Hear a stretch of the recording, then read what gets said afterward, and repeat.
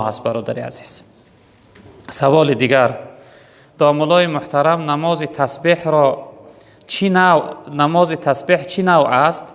میگویند در عمر باید یک بار خوانی.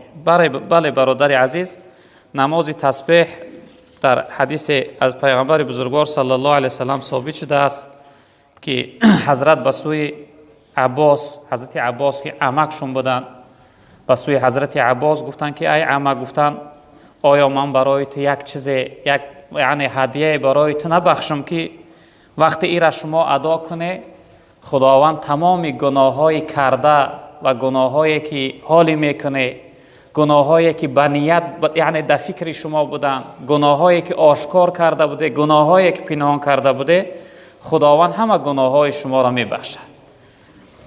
بعد از اون حضرت عباس یعنی که پرسیدن از پیغمبر بزرگوار صلی الله علیه وسلم، حضرت گفتن که اذا انت فعلت ذلك، وقتی شما این کار کردی خداوند همه گناه اول و آخر همه گناهتون را میبخشه.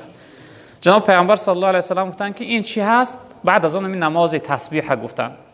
نماز تسبیح پیغمبر بزرگوار صلی الله علیه وسلم گفتن که ان تصلی 4 رکعات، تن شما 4 رکعت نماز بخونه، 4 رکعت نماز بخونه. خب تقرأ في كل ركعة فاتحة الكتاب و سورة، در هر یک رکعتش مثل نماز یعنی هر نماز ها سوره الحمد بخونه و ضم سوره کنه. خب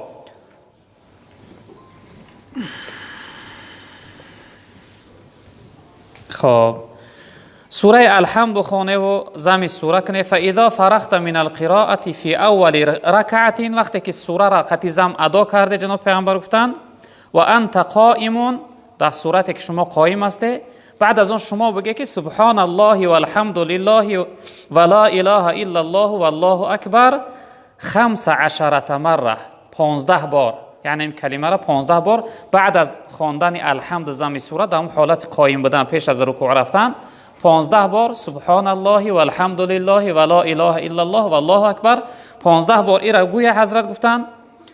بعد از اون امر کردن که بعد از اون تکبیر بگه و با رکوع بره. با رکوع که رفته 10 بار دیگر در رکوع همین سبحان الله و الحمد لله و لا اله الا الله و الله اکبر 10 بار دیگه همین را بگویه. بعد از اون الله اکبر بگه، از رکوع بخیزه، در خیستن تونم 10 بار بگه. بعد از اون الله اکبر بگه به سجده را بره، در سجده هم 10 بار با الله اکبر بگه از سجده بخیزه، بین سجده ها هم 10 بار با در سجده 10 بار. جناب پیامبر گفتن بعد از اون الله اکبر بگه راست بخیزه، این خودش 75 بار می شود. 75 بار که شود در 4 رکعت خودش 300 بار می شود.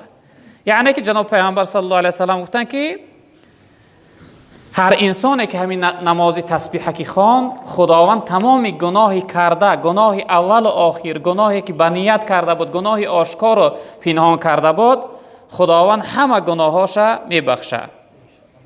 جناب پیامبر صلی الله علیه و سلم گفتن که خب تفعل ذلك في 4 ركعات ان استطعت ان تصليها في كل يوم مره، اگر توانی هر روز یک باره همین نماز تسبیح بخونه. جناب پیغمبر گفتن خب فان لم تفعل ففي كل جمعه مره، گفتن اگر هر روز نتوانسته هر روز جمعه حدی اقل یک بار بخونه. فان لم تفعل ففي كل شهر مره، گفتن اگر هر روز جمعه هم نتوانسته در ماهش یک بار همین نماز تسبیح بخونه. جناب پیغمبر گفتن فإن لم تفعل في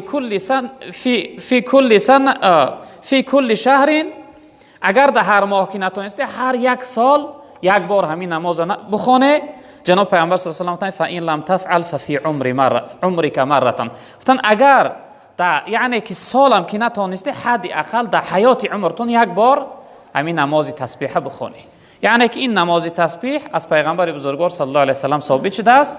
این برادر پرسیده که آیا در عمر باید یک بار بخونه؟ در اصل چنین هست که انسان حد اقل از همه کمترش باید در عمرش یک بار بخونش. گفتیم که در یکم رکعت بعد سوره الحمد خواندن ضم سوره 15 بار میخونه، بعد از اون در رکوع رفتن 10 بار، از رکوع خستن 10 بار، در سجده 10 بار، از سجده خستن 10 بار، با در سجده 10 بار، خودش حساب که کنی 75 بار میشه. 4 رکعت وقت همین خیل بخونی 300 تسبیح میشوه.